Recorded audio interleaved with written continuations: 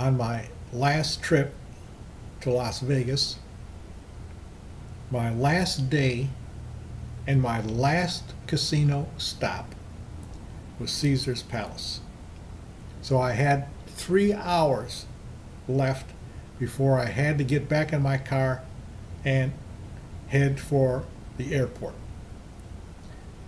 I had things in the front seat and in the glove box of the car that I wanted to put in my luggage, which was in the trunk. So I had my keys in my hand, car keys, and a bunch of other stuff all bundled up in my hand. I'm getting out of the car and I want to put it in the trunk. I get it out, I lock the door of the car and open the trunk and put my stuff in. And then I realized, where's my keys? Where's the car keys? I couldn't find them. I checked every pocket. I spent 10 minutes going over and over again. I said, did I put it in my pocket? No.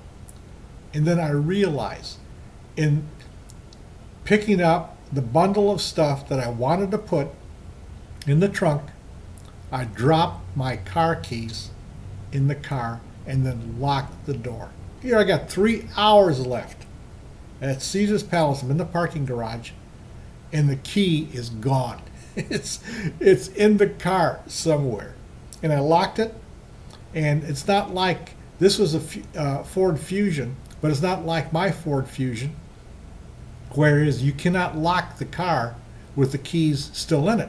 No, this Ford Fusion, the cheap model, you can lock the doors with the keys still in it.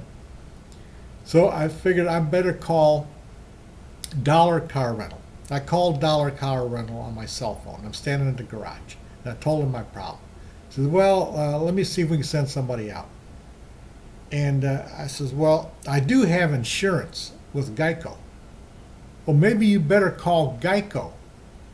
I said, yeah, let me call GEICO, because I realized now, at that time, that if I use the lockout service from Dollar Rental and I have no insurance with Dollar Rental, they're going to charge me for that.